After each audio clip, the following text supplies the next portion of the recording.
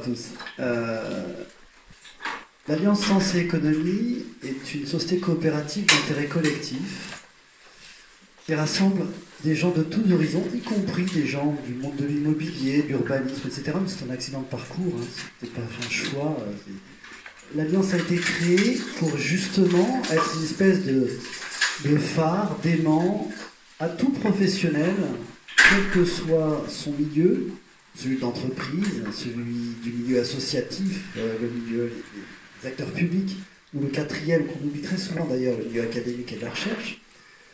Cette coopérative a été créée justement pour permettre à tous les acteurs de ces quatre univers-là, qui finalement constituent les acteurs qui font nos territoires, de se retrouver dans cette volonté commune de co-construire, coproduire des approches différentes, gérer finalement des objectifs, une certaine vision de la société d'avenir dans laquelle on a envie de se projeter en tant qu'humain et en tant que professionnel, qui est basée sur des principes très simples. Le premier, c'est personne n'a les solutions aux problématiques auxquelles nous sommes confrontés aujourd'hui, seul. Le second, c'est que c'est bien de créer de la valeur, mais on est dans un monde capitaliste qui crée de la valeur économique, c'est parfait, on n'a rien contre ça, bien au contraire. Mais c'est très réducteur de la création de valeur dont on a tous besoin pour se développer personnellement et professionnellement. Et on s'est retrouvé ainsi avec une communauté d'acteurs qui ont envie à la fois de se développer avec les autres dans des dynamiques partenariales, qui à la fois ont envie de créer de la valeur économique et on va dire sociétale, qu'on retrouve assez bien d'ailleurs dans les 17 objectifs de développement durable. D'ailleurs, si vous ne les connaissez pas, n'hésitez pas, c'est une matrice très intéressante pour évaluer finalement comment on crée de la valeur globalement. Et pour l'instant, j'ai toujours pas parlé du sujet d'aménagement. Simplement pour que vous compreniez que l'approche que l'on a déroulée dans votre univers, que nous ne connaissions pas, est complètement universelle. C'est juste une autre manière de faire du développement. On fait du développement économique, durable, volontairement, et ce terme développement est important, par opposition à une vision de la société un peu statique, de stock. Nous, ce qui nous intéresse, c'est créer des flux, de la dynamique. C'est ça qui fait de la vie, c'est ça qui crée de l'activité. Et si on inscrit dans cette dynamique de la création de valeur économique et sociétale, eh ben, nous, on tire dans notre objectif d'une société qui est créatrice à la fois de profit et à la fois de profit économique et à la fois de valeurs humaines, sociales, environnementales, démocratiques, culturelles, qu'on retrouve dans les 7 objectifs de développement durable. Et on a dû chercher un prétexte pour amener les gens dans les territoires à se mettre autour de la table, donc entreprises, associations, acteurs publics et acteurs académiques, un prétexte pour qu'ils se mettent autour de la table pour essayer de vivre cette expérience finalement de co-construction, de coproduction, de nouvelles formes de valeurs, d'activités, pour créer finalement cet esprit de corps dans les territoires, faire société, faire communauté. Et on est arrivé sur le constat qu'on a un stock considérable de locaux vides, de friches. Voilà. Il y a une perte d'usage dans plein de lieux, que ce soit en centre-ville, en périphérie ou en ruralité. En fait, c'est un mal un peu universel en France. Et il y a une espèce d'unité entre le monde urbain et le monde rural qui finalement est touché de manière différente, mais par le même mal. Et on a eu la chance d'avoir sur notre chemin une première expérience qu'on a conduite il y a à peu près 2 ans et demi de ça, sur une friche militaire, l'ancienne base aérienne 112 à la Couture nord de Reims, qui était en déshérence depuis maintenant à peu près une petite dizaine d'années, pour des raisons très classiques. Et je ne juge personne en disant ça, hein. C'est l'opposition politique, droite-gauche, l'opposition entre une intercommunalité forte et puis un village, qui se sont écrasés par l'intercommunalité toute jeune. Voilà. On est à Reims, il y a le Grand Reims. On est à Reims, il y a le petit village de Courcy qui fait partie du Grand Reims, qui historiquement s'est toujours opposé à la constitution de cette communauté urbaine, avec 2 femmes fortes, une maire d'un petit village et une présidente du Grand Reims, qui est un animal politique, et l'impossibilité de tout projet traditionnel d'aménagement de démarrer dans ces conditions-là. Et on est arrivé avec la vision que je vous ai décrite, et on s'est tout de suite adressé aux élus, on s'est tout de suite adressé à la maire, avec un local de l'étape, un Rémois, qui est ici dans cette salle d'ailleurs, qui est venu nous chercher, il nous a rejoint depuis, pour proposer cette dynamique, ce processus dynamique de co-construction d'une programmation sur ces... Alors, on est sur 90 hectares, 50 000 mètres carrés, une quarantaine de bâtiments, la zone vie de cette ancienne base aérienne. Donc il y a des espaces de type habitat, des espaces, des salles de travail, vous avez quelques photos, des espaces de restauration collective. Bref, c'est une petite ville. Hein. Il y avait 3500 militaires sur place quand c'était dans l'activité. Et on s'est retrouvé face à nous avec une population, avec des élus, avec des agents territoriaux, en fait, qui avaient envie de la même chose, qui avaient envie de co-construire, public, privé, sans cette séparation, ce cloisonnement habituel entre les différents acteurs, et qui se sont dit, ben, tentons l'expérience. Tentons l'expérience, ça veut dire également finançons cette expérience. Un village, 1000 habitants, hein, sans aucune aide extérieure, ni de la préfecture, malgré tout le processus de revitalisation de friches, ni de la région, ni du Grand Reims, etc. Je dirais, non pas parce qu'ils ne voulaient pas, mais parce que les circonstances aussi ont fait que ça n'a pas été possible, et parce que pour construire une programmation en partant de rien, sans être un opérateur, un acteur de l'immobilier connu, l'Alliance Sens Économie, personne ne connaît, hein, et c'est normal, c'était juste vu des opérateurs traditionnels, y compris de la CCI, qui est un aménageur local, comme une aberration, un truc qui allait faire pchit, etc. Ce processus a commencé par, apaiser les acteurs politiques, faire en sorte que la maire et la présidente de la communauté urbaine fument le calumet de la paix. Ça, c'était il y a 2 ans, 2 ans et demi, au mois de juillet. Et effectivement, les 2 femmes ont accepté un pacte de non-agression sur ce sujet-là, nous permettant d'avancer, sachant que si ça débouche, on fait partie du Grand Reims, les réseaux dépendent du Grand Reims, on ne pouvait rien faire sans.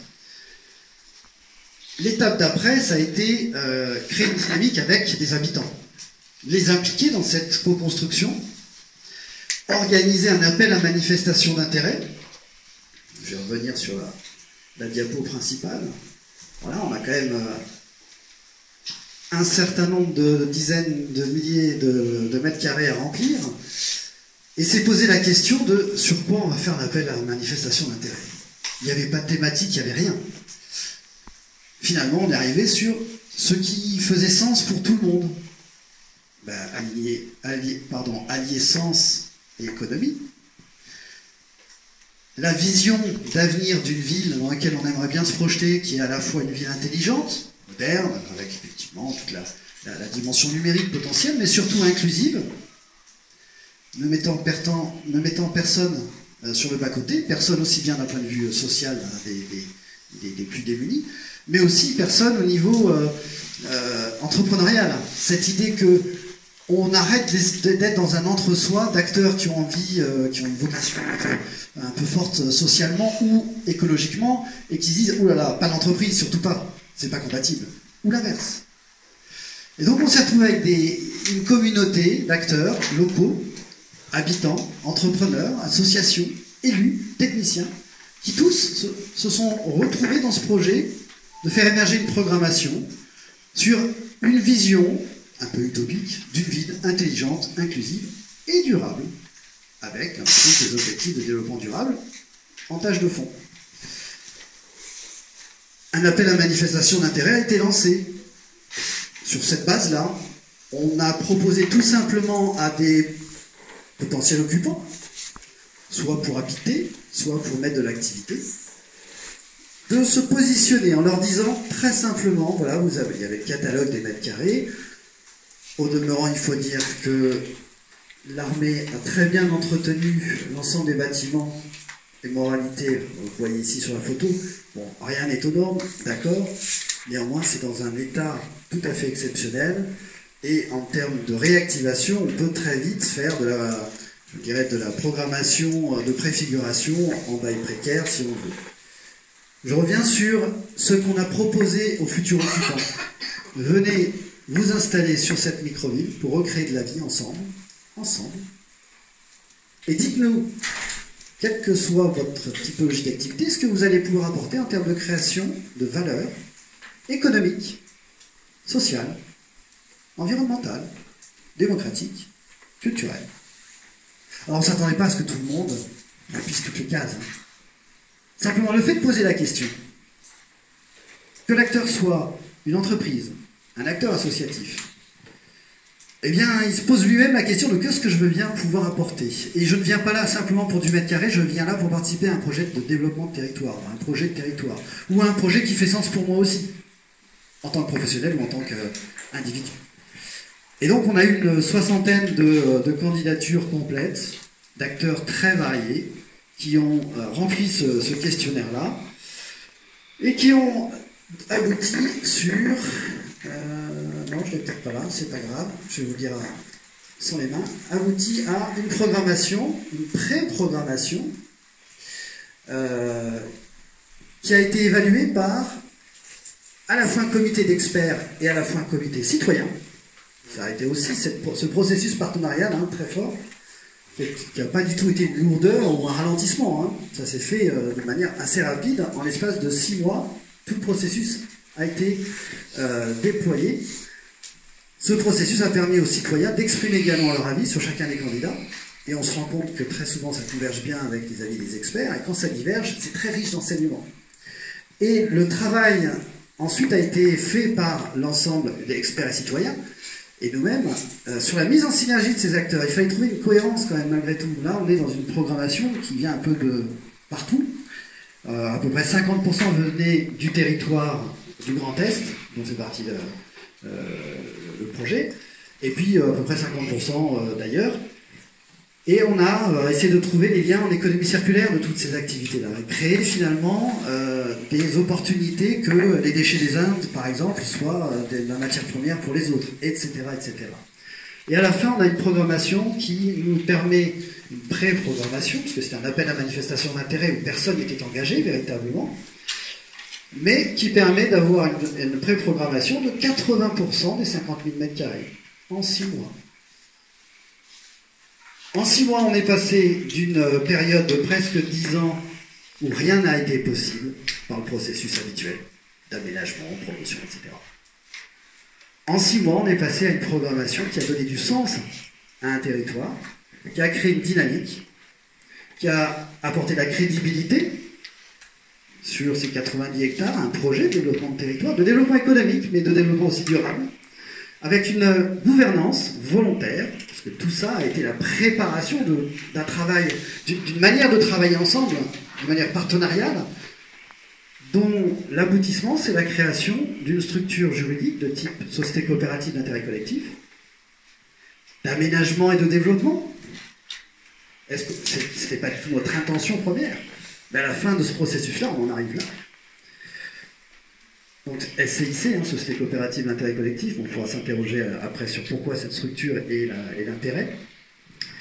Mais cette structure, finalement, dans laquelle l'ensemble des participants, que ce soit d'ailleurs les candidats à l'occupation de ces 90 hectares, donc le projet s'appelle la Microville 112, donc les candidats à la Microville 112, aussi bien les habitants qui ont participé à ce processus, les élus, les professionnels, tous se projettent pour devenir associés de cette coopérative qui va assurer la mise en œuvre de cette programmation.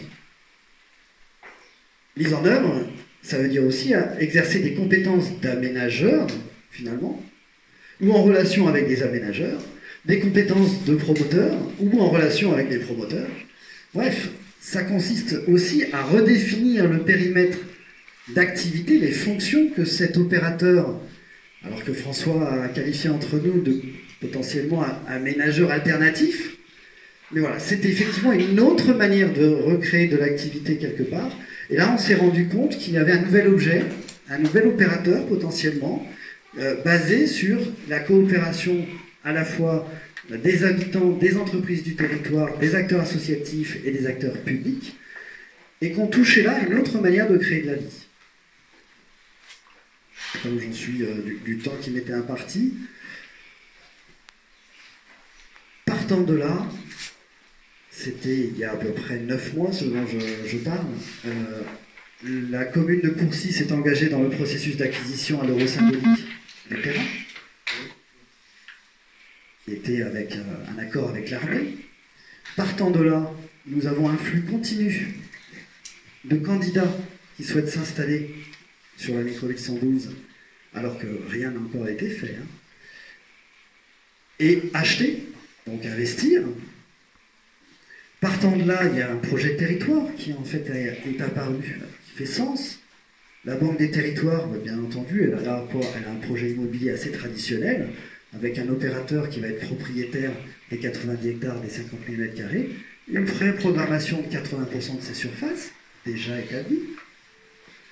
Bien évidemment, elle se positionne, au moins en accord de principe non engageant, comme elle sait très bien le faire. La Banque des Territoires se positionne à cofinancer, à participer au cofinancement de la rénovation de ces 50 000 m² sur un budget de 35 millions, évalué à 35 millions d'euros. On passe d'une situation stérile à finalement un territoire où l'ensemble des acteurs du territoire qui en avaient envie, je ne dis pas tout le monde, mais ceux qui en avaient envie, se sont retrouvés, se sont projetés dans la création de cette société coopérative d'intérêt collectif comme organe de gouvernance collective, publique, privée, fédérant tous les acteurs qui voulaient participer à cette dynamique pour créer de la valeur économique et de la valeur sociétale.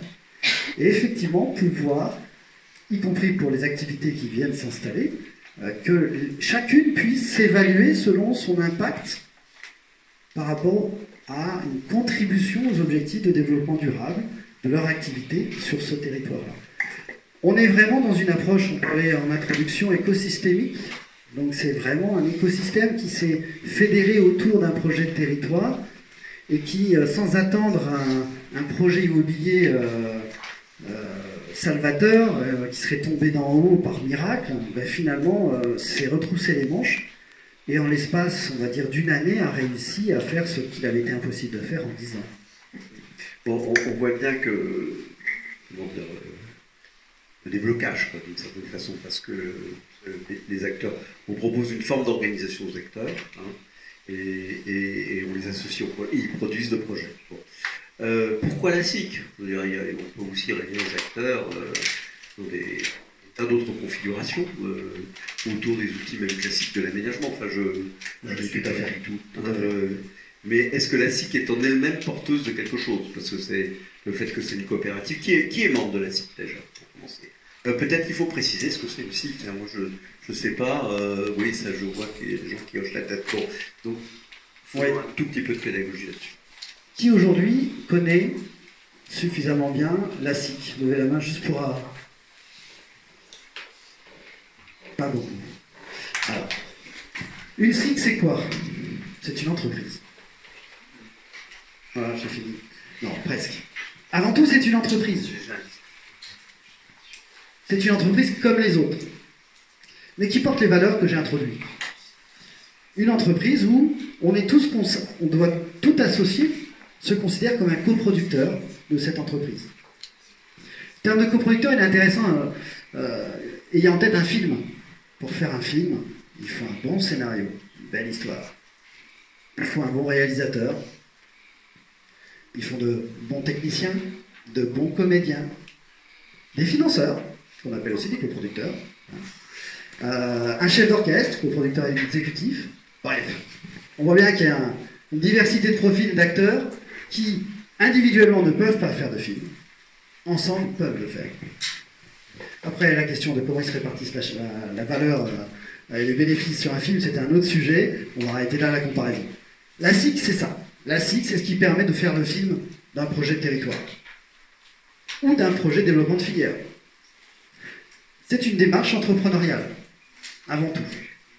Donc ça, c'est une entreprise comme les autres, qui a la particularité d'être une société coopérative d'intérêt collectif, SCIC. Tous les mots sont importants. Société, donc entreprise, coopérative, ok, très bien, on est tous autour de la table à égalité de dignité, comme on dit, avec une particularité, c'est que vous apportiez, accrochez-vous, 1 million d'euros, que vous apportiez 100 euros, si la part est à 100 euros, vous aurez un droit de vote. Ouais, attention, un droit de vote dans un collège d'associés. Parmi les collèges qui existent, chaque collège pouvant détenir entre 10% et 50% des droits de vote.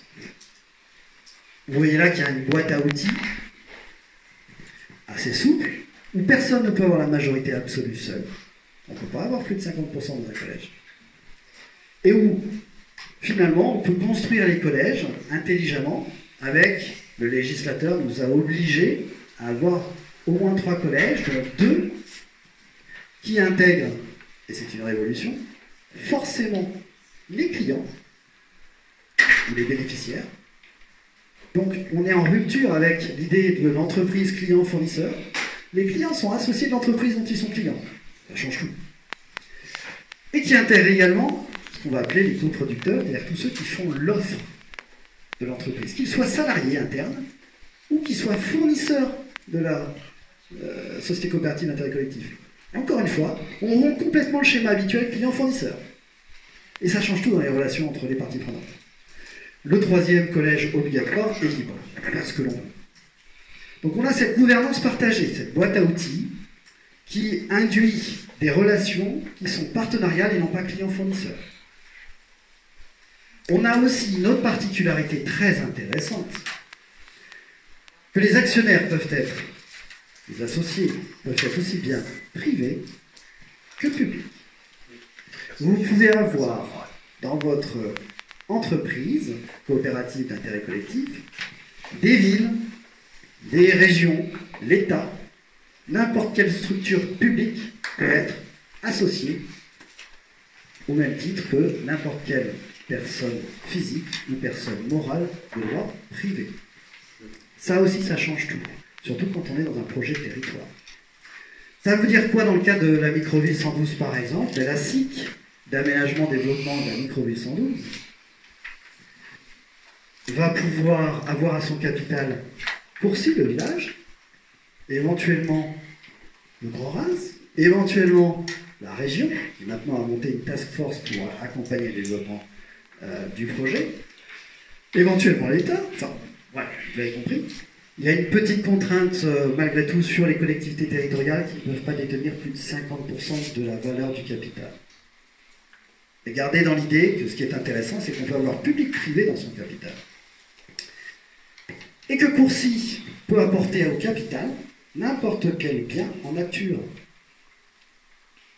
Et ils vont récupérer à l'euro symbolique 90 hectares, 50 000 m² de bâti, valorisés à 4,8 millions par les domaines, qui vont donc pouvoir apporter au capital de la SIC en nature, sans aucune autre formalité. Ce qui va mettre finalement l'aménagement, le processus d'aménagement et développement de ces 50 000 m², de ces 80 hectares, dans le droit privé, avec une plus grande souplesse justement sur les processus que l'on peut mettre en œuvre. Les clients de la SIC, on va dire de la microville 112, ce sera en premier lieu ces locataires. Voilà, donc tous les occupants qui ont candidaté pour être locataires sont à mettre dans la catégorie clients. Puisque le modèle économique finalement de cette SIC, de développement territorial, de co-développement territorial, c'est un modèle économique d'exploitation immobilière. Après, cette SIC peut développer d'autres services, puisqu'elle a pour vocation à être une structure de mutualisation de moyens pour permettre aux acteurs déjà de la microville et au-delà de se développer ensemble, de créer de la valeur ensemble. Donc on est vraiment dans un vrai moteur de développement économique et sociétal, impliquant les acteurs avec en premier lieu ce noyau d'occupants. Alors parmi les occupants, pour en citer les candidats à l'occupation, on en est là, mais qui montrent bien leur dossier. On a par exemple la Chambre des métiers et de l'artisanat qui a candidaté pour faire son prochain centre de formation et d'apprentissage sur le site. On a une école, on a un centre de formation de reconversion professionnelle de sportifs. D'ailleurs, c'est l'occasion de dire que s'il n'y avait pas vraiment de thématique au départ, à la fin, il y a une couleur dans la programmation d'acteurs qui viennent beaucoup de la formation. Et ces gens-là, puisqu'on les a fait travailler un peu en économie circulaire et dans une logique de co-construction, en travaillant avec eux, en les mettant autour de la table, on se rend compte qu'ils ont tous envie, ils sont tous frustrés du système de formation actuel, ils ont tous envie, en fait, de se donner comme objectif, dans la micro 812, de concevoir ensemble, de co-construire ensemble, ce qu'ils ont appelé un nouveau système de formation tout au long de la vie. De l'école, primaire, lycée, jusqu'à la formation continue des professionnels et des seniors, on a en fait, de tout ça, on a des candidats à l'occupation sur la microville qui couvrent l'ensemble de cette chaîne.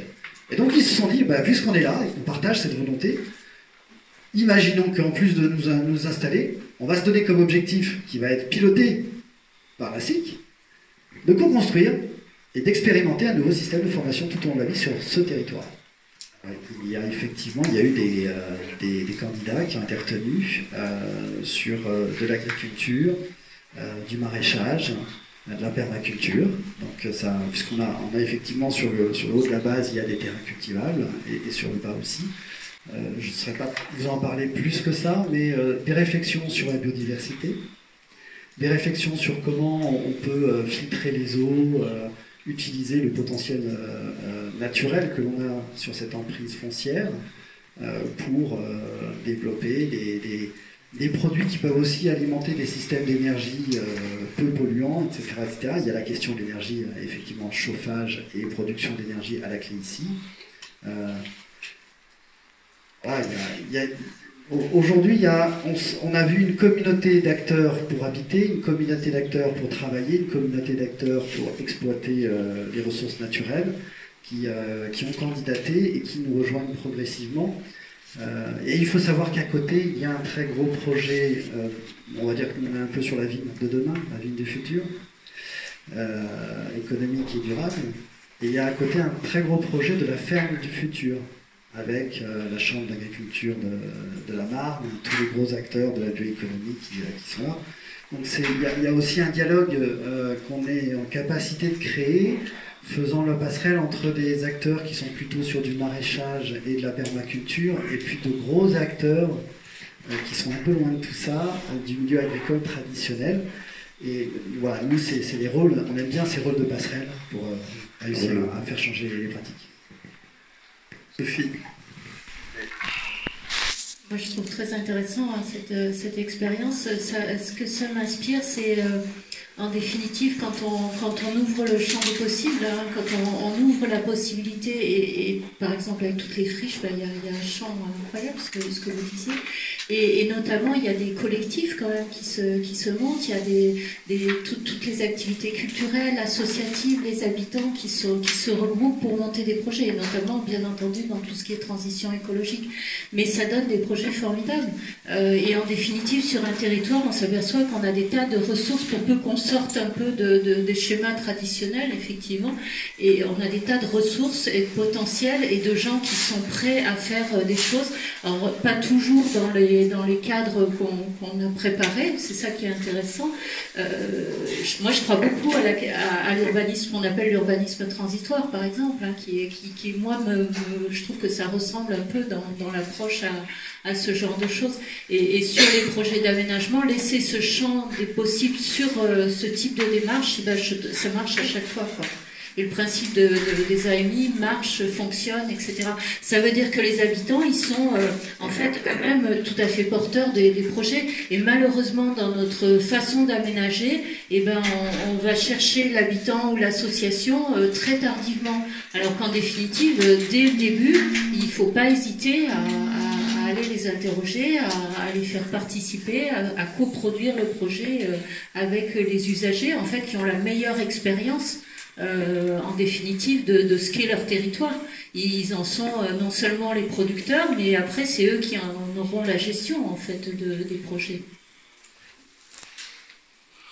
Tout à fait d'accord avec cette analyse-là. Je vais en profiter pour ouvrir un peu le champ des possibles. Donc là, je vous ai illustré un cas. Oui. Juste 3 diapos. Voilà. La problématique de vacances immobilières, vous la retrouvez partout en France. Là, vous avez Cœur du Jura. On est 3 centres-bourgs avec de la vacance de centre-bourg. Alors, on est sur une vacance diffuse. Il y a 26 000 m² de locaux très variés qui sont aujourd'hui en préparation dans le cadre... C'est un peu cœur de Jura et c'est un peu cœur de ville. C'est un peu cœur de ville dans les bouloirs. Voilà. Alors bon, allez, parlons de cœur de ville. Voilà, Saintes, qui est dans l'action cœur de ville. Là, c'est ma ville d'origine en plus. J'y suis retourné un peu par hasard dans ce cadre-là. Eh bien, il y a de la vacance de centre-ville et une dynamique, pareil, avec une création d'une site de co-développement qui est en train de se mettre en œuvre pour porter cette dynamique partenariale. Le Sicoval, là, on est sur communauté d'agglo sur le sud-est, à la périphérie de Toulouse. Donc, encore une fois, une problématique de dynamique, de comment on se dote d'une gouvernance pour faire travailler les acteurs ensemble, faire communauté. Là, pour le coup, l'enjeu est moins la vacance et la friche et l'aménagement. D'ailleurs, c'est la société d'aménagement Innova qui est aux commandes du dispositif. Elle n'a pas trop de problème de friche. Elle a en revanche un problème de comment on fait travailler les gens ensemble et comment on les fait travailler sur l'aménagement, non pas de l'espace physique, mais de l'espace numérique. C'est assez intéressant comme évolution. Et enfin, et c'est un message que je veux là vous faire passer, c'est que ce dispositif, vous avez compris, hein, sur Reims, qui est le plus avancé, les autres sont en cours, on y allait en franc-tireur. C'est-à-dire qu'on a demandé l'autorisation à personne, on l'a fait avec le petit village, mais aucun aménageur, aucun opérateur immobilier n'était là. Simplement ce modèle, qui a été en fait conçu dans les années 2009-2012, hein, donc c'est pas un truc qui est sorti du chapeau. Ce modèle, on l'a mis en œuvre pour en faire une démonstration et faire en sorte ensuite, dans la relation qu'on entretient avec les opérateurs immobiliers, faire en sorte qu'ils intègrent ça dès le départ dans leur projet immobilier. Et là, on est très content d'avoir été lauréat dans l'Inventons la métropole du Grand Paris 2 sur le projet EDA avec Bouygues Immobilier, qui dès le départ a inscrit donc comme organe de gouvernance pour animer une relation partenariale avec l'ensemble des acteurs du projet, une site de co-développement qui assure en fait la préfiguration immobilière, qui va intégrer une période, alors que d'autres appelleraient de l'urbanisme transitoire, que nous appelons de la programmation de préfiguration. L'urbanisme transitoire, de notre point de vue, on en a fait, hein, ça a été nos derniers galons d'essai avant de se lancer dans cette aventure-là. C'est une impasse. L'urbanisme transitoire, ça recrée de l'entre-soi. Allez, la réalité c'est ça et c'est dommage. De l'entre-soi, soit associatif, culturel, soit associatif social, soit les deux. Mais rarement le monde associatif dans sa globalité, le monde de l'entreprise dans l'acceptation de ce qu'est l'entreprise, y compris le fait qu'elle fait du profit. Donc c'est cette vraie mixité-là en fait qui est l'enjeu dans les projets immobiliers. L'enjeu d'un projet immobilier, c'est pas d'installer une boîte, c'est de créer un vrai moteur de développement économique durable à partir d'un projet immobilier, à partir de la boîte. Et pour faire ça, il faut qu'il y ait une animation, il faut catalyser les acteurs du territoire, en commençant par les acteurs du projet immobilier, autour de ce projet immobilier. Et là, par exemple, sur celui-ci, il va y avoir, de mémoire, 800 mètres carrés d'espace avec un AMI qui vont être occupés par les acteurs entrepreneuriaux, associatifs, ESS, etc. Mixité, et qui vont donner lieu, qui vont alimenter la programmation définitive. Et c'est là où on est en rupture avec la notion d'urbanisme transitoire. On ne fait pas du transitoire, on préfigure de nouveaux usages et on s'appuie sur les ressources du territoire, les acteurs du territoire, qui sont la création de valeur est là. On s'appuie sur eux pour les valoriser déjà. Ça permet d'avoir des espaces dans des conditions très intéressantes pour se développer et pour les intégrer dans la programmation définitive. On a la même chose sur Saintes. Voilà. Cette fois-ci, c'est avec Link City. Link City, du groupe Bulle Construction. Même dynamique. Voilà, donc tout ça, le message que je voulais vous faire passer par ces illustrations-là, c'est qu'en réalité, cette nouvelle manière de pratiquer, c'est effectivement nouveau. Mais c'est un modèle de développement de projets d'aménagement et d'immobilier qui, on en est convaincu, d'ici 5 ans, en fait, sera dans les cahiers des charges et va faire évoluer les pratiques de nos métiers. À ce point que, dans le cadre du programme investissement d'avenir de l'État, on a déjà vu un projet de développement d'un territoire, on n'est pas vraiment sur l'aménagement, mais c'est le même esprit, qui a été rejeté parce qu'il n'avait pas laissé suffisamment de place, justement, à une gouvernance partenariale qui leur avait été annoncée. Et donc on voit qu'au niveau de l'obtention de financement, et ça va bien évidemment s'appliquer sur l'aménagement et l'immobilier, des financements vont être de plus en plus conditionnés à la mise en œuvre d'une vraie gouvernance partenariale publique-privée à partir des projets d'aménagement et des projets immobiliers. Et la Banque des Territoires, elle a recours au capital ou elle prête? Bien sûr. Alors, que ce soit en prêt ou en apport en capital, effectivement, il y a un montage financier. Le budget est estimé à 35 millions d'euros sur la rénovation des 50 000 m². Donc, il y a effectivement, sur ce budget-là, il y a forcément du cash qui rentre en capital et en emprunt dans la structure. Donc, c'est vraiment... Projet. Pardon? Sans projet, puisque c'est au moment où on structure la société. Enfin, alors si, avec une pré-programmation de 80% de remplissage. Ça convainc pas mal. Hein. Ouais, c'est un peu une façon de faire la mayonnaise. Là. Ah bah oui, on est en train de prendre. Quoi. On a 80% de remplissage, c'est beaucoup plus facile que quand on avait zéro. Personne, pas de projet de territoire, pas l'État, pas la région, pas la Banque des Territoires qui sont là à dire « Ah ouais, quand même, vous avez réussi à faire ça, bon maintenant on va financer ». Alors sur la SIC, pourquoi? Alors c'est pas une structure juridique magique, hein. Voilà, ça en est une parmi d'autres. Pourquoi on considère qu'aujourd'hui en France, c'est celle qui correspond le mieux à ce dont on a besoin pour apporter une gouvernance à un projet partenarial, on va dire. Au-delà des éléments techniques, juridiques, financiers que j'ai évoqués tout à l'heure. Mais parce que on a cette structure juridique doit être comprise par des gens qui viennent du monde de l'entreprise, des gens qui viennent du monde ESS et de l'association économie sociale et solidaire, merci, des gens qui viennent du monde public et des gens qui viennent du monde académique également. Et les habitants. Voilà. Habitants actionnaires. Exactement.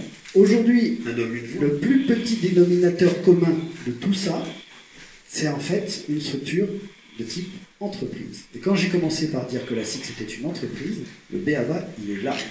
On est dans une structure agile, parce que c'est une entreprise qui ne dépend pas des marchés publics.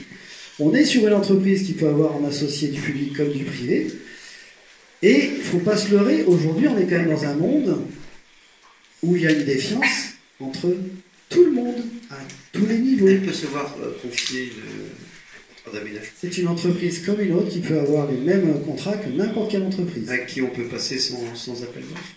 Ah non, c'est une entreprise comme une autre. Je fais exprès. S'il y a un marché public, elle peut candidater. Le représentant, si c'est la ville de Courcy qui fait un marché public, par exemple, cas d'école. Et la ville de Courcy peut passer un marché? Elle peut passer un marché avec la SIC, sauf que la délibération ne peut pas, à la délibération ne peut pas participer l'élu qui va représenter dans la SIC la ville de Courcy. Voilà. Il y a des règles classiques en réalité, il n'y a rien d'extraordinaire. Je reviens sur la notion de défiance. Aujourd'hui, le problème que l'on a, c'est que quand vous voulez mettre autour d'une même entreprise commune, les commerçants, j'étais à Saintes avec les commerçants de Saintes, j'ai vécu pendant 2 jours, les commerçants, des entreprises, petites ou grandes, des associations, des entrepreneurs de l'économie sociale et solidaire, avec l'acteur public, la ville, avec qui ils ont des relations plus ou moins sympathiques, historiquement, on constate dans tous les territoires que de toute façon, plus personne n'a confiance en plus personne. Donc si vous les mettez dans une CEMOP ou quelque chose de compliqué comme ça, ils vont vous dire, comme je l'ai entendu hier, ouais, enfin c'est comme d'habitude. De toute façon, c'est la ville qui va tout décider et on sera, comme d'habitude, maltraité. Je parle de maltraitance. À Courcy dit la même chose du Grand Reims, sur certains aspects. Donc voilà, je ne jette pas la pierre publique-privée ou quoi que ce soit, c'est juste qu'on constate qu'aujourd'hui, dans les pratiques des relations professionnelles, qu'elles soient dans le monde public ou privé, on ne peut pas vraiment dire qu'il y ait une forme de bienveillance ou de correction qui fasse que les relations soient bonnes. Donc il faut une structure juridique qui soit acceptable par tout le monde, compréhensible par tout le monde, et aujourd'hui l'entreprise c'est ce qui est le plus polymorphe à ce niveau-là. Et la SIC a l'avantage d'être visible aussi bien du monde de l'entreprise comme une entreprise comme une autre, c'est une SA, une SAS, une SARL, et qui est complètement acceptée par le monde associatif et l'économie sociale et solidaire, parce qu'elle appartient à l'économie sociale et solidaire. C'est une structure juridique que le législateur a créée en 2001 dans le cadre justement du développement de l'économie sociale et solidaire. Pour les acteurs publics, ça ne leur pose pas de problème, et pour les acteurs académiques non plus. Donc c'est vraiment cette analyse-là qui nous a amené à la SIC, plus le fait qu'au niveau de la gouvernance, tout ce que je vous ai raconté tout à l'heure. Oui. J'ai pas répondu à la question de monsieur RATP sur... alors déjà, je vais pas juger de ce qui a bien ou pas marché. Voilà, on n'est pas du tout donneur de leçons. Chaque territoire étant différent, ce qui va marcher dans l'un ne va pas forcément marcher dans l'autre. En revanche, on peut apprendre de chaque expérience de co-construction, de développement, ainsi de ces cycles de co-développement. On peut progressivement tirer des enseignements sur les conditions de réussite, maximiser les conditions de réussite ou pas. Ce qui est certain, c'est que la co-construction et le co-développement, c'est ce dont on parle là, avec une gouvernance sous forme de cycle, ce n'est pas de la concertation. La concertation, voilà, j'ai entendu quelques expressions dans la salle, je ne vais pas m'appesantir sur la pratique de la concertation, mais on est à l'antipode de la concertation. Et on est dans un processus qui à la fois implique les acteurs en co-construction, de nouveaux usages pour des espaces en déshérence, ou sous-utilisés, mais surtout on les met en perspective de coproduire la suite, la mise en œuvre, et ça change tout. Et c'est peut-être là l'enseignement qu'on peut tirer. Tant qu'on est dans de la programmation un peu théorique, et je l'ai vu en participant à des candidatures sur des projets comme Inventons la métropole du Grand Paris, on a été intégré dans plusieurs, c'est la première qui a gagné. C'est vrai que n'étant pas du milieu, j'ai été un peu sidéré de constater qu'il y avait beaucoup de projets qui démarraient sans avoir de vraie programmation. Ils avaient des intentions de programmation, mais en fait, bon, c'est de l'affichage plus qu'autre chose. Et puis, ils se disent, ouais, une fois qu'on l'a, on y arrivera. Et ils y arrivent, en général. Peut-être pas toujours.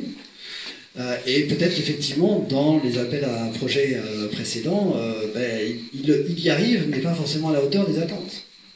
Là, on est dans un processus différent, qui a pour vocation, effectivement, à impliquer les gens de bout en bout, en sachant que ceux qui sont là au début ne seront pas forcément ceux qui seront là à la fin. Mais néanmoins, il y a une vraie dynamique, et ça renforce, chaque étape renforce, en fait, la dynamique. Et à la fin, on arrive d'un projet qui n'avait personne autour de lui à un projet qui est soutenu par les acteurs du territoire, aussi bien publics, institutionnels, que privés. Et c'est sans forcer. C'est juste parce que la dynamique emporte l'adhésion. Aujourd'hui, on n'a pas encore véritablement de gros acteurs industriels qui s'est inscrit dans un projet de SIC. On a des acteurs industriels de moyenne taille, de production de bière, par exemple, de bière locale. Voilà. Mais on a des opportunités de gros industriels dans le domaine du recyclage et de la valorisation des déchets. Et dans tous les cas, la règle du jeu, elle est toute simple. Si on veut s'installer sur un territoire dans lequel on intervient en faisant émerger une SIC de co-développement territorial, il faut venir non seulement parce qu'on a envie de donner un nouvel usage à une friche, par exemple, mais aussi pour s'inscrire dans le projet du territoire qui est porté par cette SIC et donc en devenir associé. Donc c'est vraiment un processus qui fait que même les gens qui peut-être sont très loin de tout ça, être associé, hein, ça ne veut pas dire mettre de l'argent, ça veut dire avoir une part, par exemple. Hein. Mais le fait d'en être, ça change tout. Et ça donne à la fois des opportunités de développement, une acceptabilité du territoire par rapport au développement de son activité. Ça donne aussi des engagements vis-à-vis des autres et surtout des opportunités de créer des synergies, des nouveaux partenariats. Et finalement, c'est attractif même pour de gros industriels, sur le principe. Donc, on s'en reparlera dans un an, mais on voit, et on pratique sur nous-mêmes déjà, que finalement, quels que soient les horizons des acteurs, dès lors qu'ils sont authentiques dans leur adhésion à cette vision, finalement, de la co-construction, de valeurs économiques, sociétales, et on sait bien que les entreprises aujourd'hui ont des obligations de responsabilité sociétale et vis-à-vis des objectifs de développement durable. Donc, finalement, qu'elles le fassent un peu contrainte au départ et par conviction ensuite, c'est du moins ce qu'on espère, s'inscrire en tant que sociétaire d'une cible de co-développement parce qu'on s'installe dans un projet qui est porté par cette cible, c'est assez naturel en fait. Encore une fois, c'est un processus. Dans notre cas, nos associés, nous rejoignent après avoir fait émerger des cycles de co-développement dans leur territoire. On se construit comme ça, pas à pas, territoire après territoire, dans un processus d'intégration des acteurs, quels que soient leurs horizons. On a des gens qui sont des autodidactes, des gens qui sont des anciens du ministère, des gens qui sont des anciens développeurs économiques. Et finalement, quel que soit leur tropisme, dès lors qu'ils ont adhéré à cette vision, ce projet de société, et à cette manière de le faire, qu'on a une expérience de travail ensemble, de partenariat finalement, de production ensemble, eh bien, une fois qu'on s'est rendu compte qu'effectivement les valeurs sont vraiment là dans la mise en œuvre, on parle de ça. Les gens intègrent en tant qu'associés la SIC, comme ça.